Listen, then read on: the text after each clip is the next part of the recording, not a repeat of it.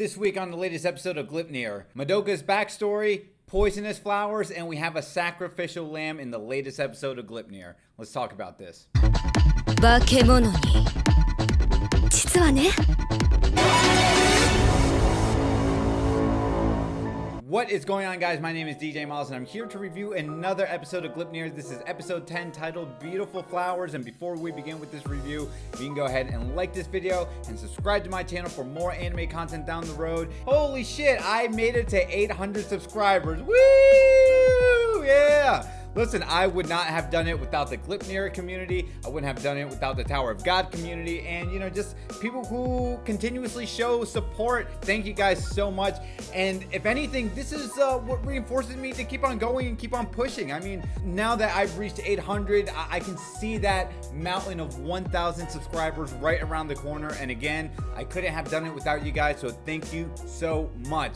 Now, let's go ahead and talk about this episode because, wow, look at Claire. Claire is, she's like Littlefinger from Game of Thrones. She's outmaneuvering, outsmarting people, and predicting what they are going to do left and right. And let's talk about that first, because I think that was the most fascinating thing here is Claire, she's dangerous. And, we know she's willing to do whatever it takes to get the job done. But wow, she was playing chess like a master manipulator in this game. We see here that Ikuchi, RIP, he's the sacrificial lamb. And how do we know that Ikuchi was going to betray the group?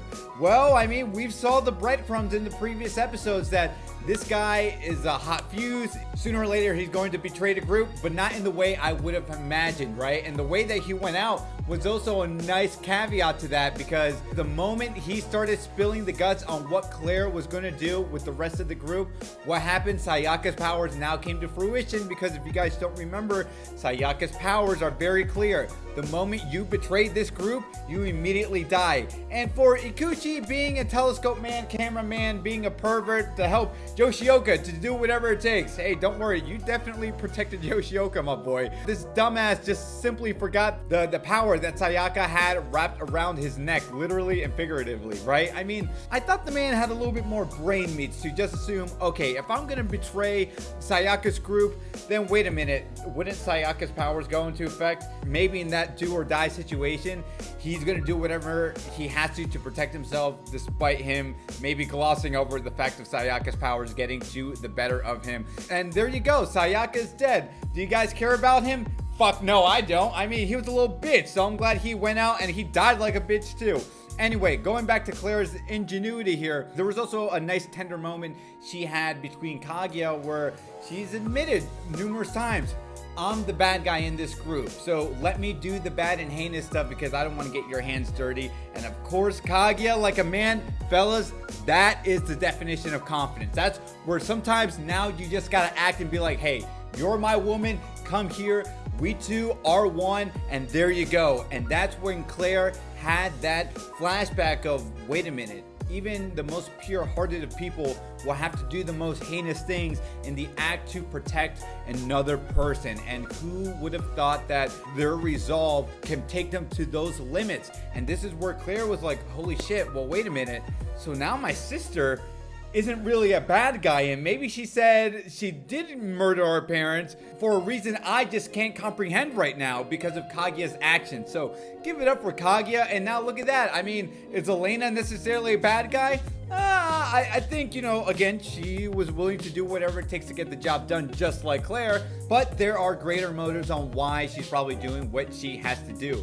Now, let's go ahead and switch things over and talk about Madoka's backstory, because Madoka, he's an interesting guy. So he's the leader of a bunch of shitheads, as he puts it. But I thought when push comes to shove, when the fire was happening, that he would have said, okay, well, you guys are a bunch of shitheads and I need all the coins for myself. No. We see through his backstory that, just like the shitheads in his group, no one looked up to him. He always constantly looked down. He didn't have friends. People just really didn't give a shit about him. And then it's not up until he found that coin where, he got the power. And then he realized, you know what? Because I went through something shitty myself, this world, this society, they're only really helpful and beneficial to the riches and the people who are in a position to succeed. But for people of like low class and income and just who aren't deemed worthy to fit in on what society thinks, is the perfect definition of fitting in, then what are we to do? He looks like he has a lot of heart, or honor amongst thieves, as I'd like to say it, right? Because even when the fire was happening, he's like, I'm not abandoning any of these people that are dying. Even when these people are dead right now because the poison clearly has consumed them, I'm gonna scoop them up and we gotta bounce because you guys are the people I'm gonna look after first and foremost. And I'm like, wow, who would have thought? The most unexpected thing I got from Gleipnir. Here we see a one-note dimensional villain have more layers upon him. So I like the character development that we're gonna get out of him. And with this backstory and with this episode, now it only draws to further conclusion that I think now he's gonna be a major player to stick around. I'm curious to know what you guys think about Madoka's backstory.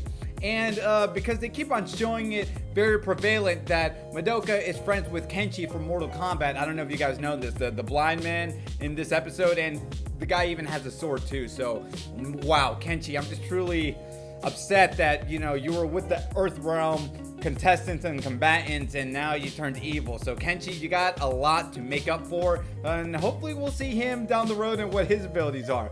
But ultimately we see Sayaka and the rest of the group come out of that forest fire alive. Kagaya was talking to Claire about, hey, you think this was gonna happen? She's like, yeah, more or less. I mean, because our plan was gonna work, or it wasn't. And one more thing I'd like to note with the poisonous flowers burning, I like the backstory where Asao was telling the rest of the group that the Olander flower, if I'm saying that correctly, it's a beautiful thing. It's a beautiful flower, but it's grown secretly in gardens, and not a lot of people know about the poisonous effects that flower has and how it can even spread through fire. I think that was also a nice metaphor for when Claire, again, was thinking about her sister being a beautiful flower and Kagaya being a beautiful flower, and that they have to turn ugly and they have to eventually do what's wrong for the betterment of the people they are fighting for. So just something I want to note with that, because I do like that metaphor of a beautiful flower turning into something decaying or even becoming something really deadly, because you shouldn't judge a book by its cover. So